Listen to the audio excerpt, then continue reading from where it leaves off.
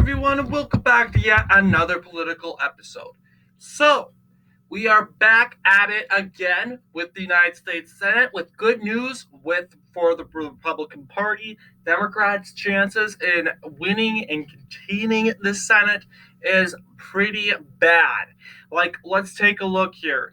Class 1 has saw Republicans having great victories when it comes to, let's just say, the election 6 years ago.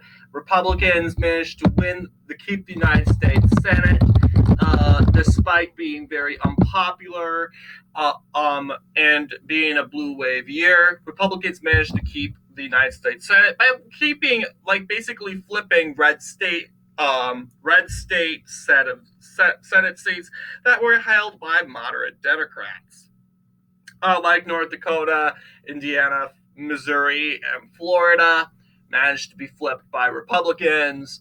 They managed to keep this United States Senate, even though the Republican Party had a bad year. So yes, that comes to show Class 1 was a good year for Republicans, as you should know.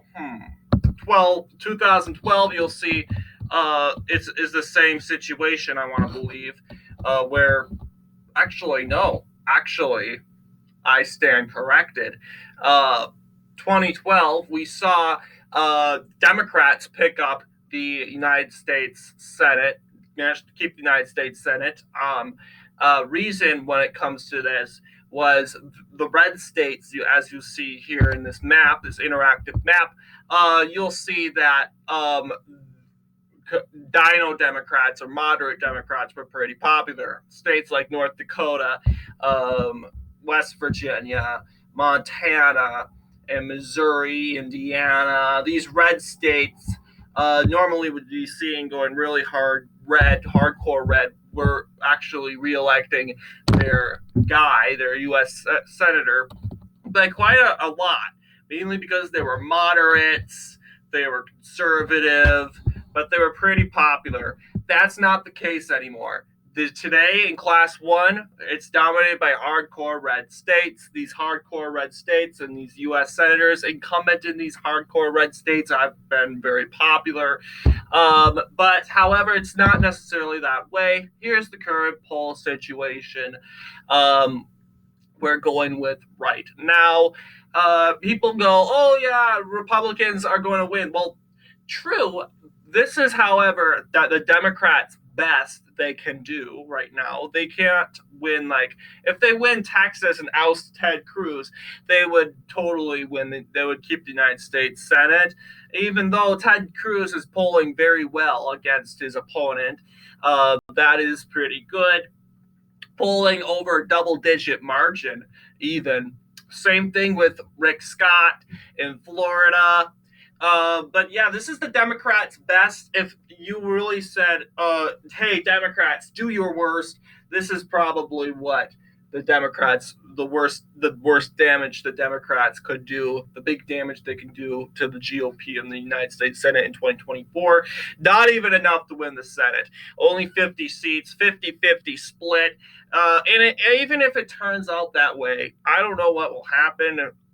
Obviously, the Republicans wouldn't win the United States Senate because you need 51 seats, at least 51 seats, to claim a majority in the United States Senate. But that is currently what the poll situation is looking like right now. Senator King, Bernie Sanders, Elizabeth Warren, the big Democrats expectedly going to get reelected, obviously. Senator Casey, I also have getting reelected. These are the current poll situations right now. Senator Kaine, a flip in West Virginia. It's true. Republicans most likely will be doing the flipping. Very unrealistic for Democrats to be doing flipping states. The only realistic state Democrats could possibly flip, I honestly don't really know, Texas or Florida.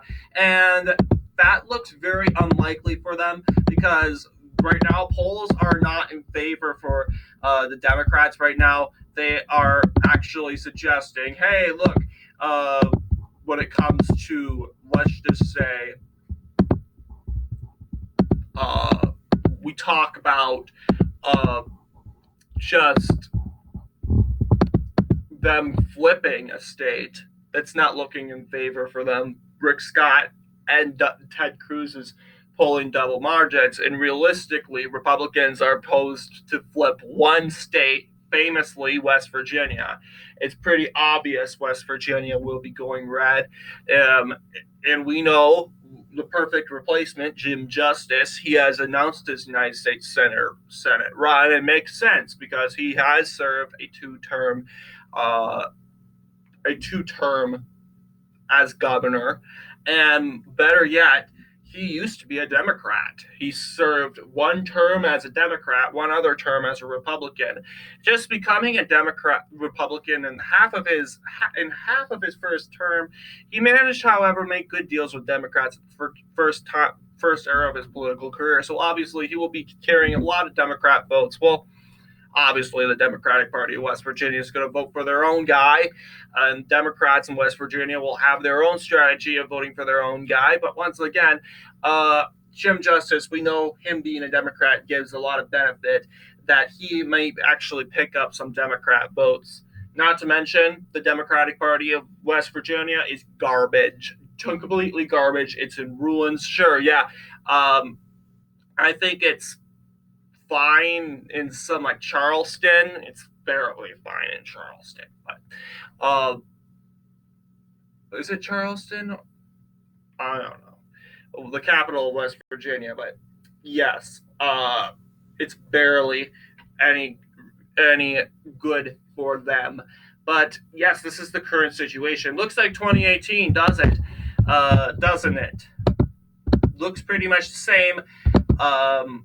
Only difference is West Virginia is red here. And of course, yes, we do not include our independents, Bernie Sanders and Angus King.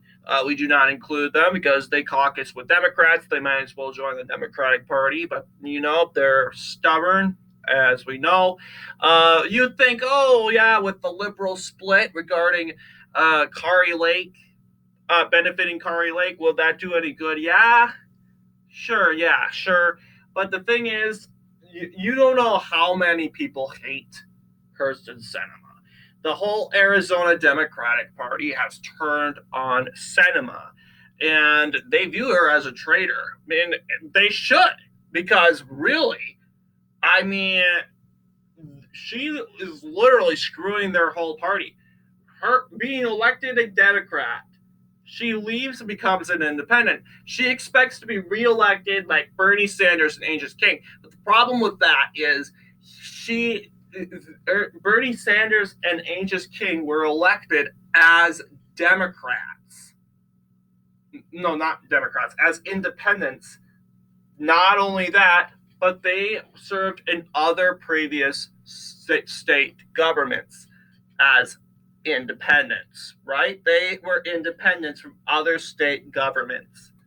Uh, Meanwhile, Kyrsten Sinema was a state senator in the Arizona State Senate, being a part of the Democratic Party, I want to believe, or the House of Representatives. I don't know. But yes, she was definitely from the Arizona Democratic Party. That's out of the question. So as a result, she joins the Democratic Party and the state Senate, House, state legislature, and then suddenly decides, I want a huge promotion, totally skip government altogether of Arizona, and we're just going to totally just jump right into federal government and represent the U.S. Senate, representing Arizona. That worked. That took out Senator McSally. But yeah, I think Kyrsten Sinema has hurted her chances greatly of getting reelected. In regards to as we know, um, the Democratic Party. So yeah, I see it very impossible that Kyrsten Sinema is going to get reelected. And it would be very funny if she did. It's unrealistic because you got Ruben Gallego in there as most likely the Democratic nominee. So, what are your thoughts on this situation in the United States Senate?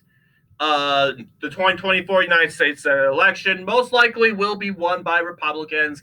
But our current poll situation, what do you guys think? Anyway, I want to thank you all for watching. I'll see you all in the next political episode.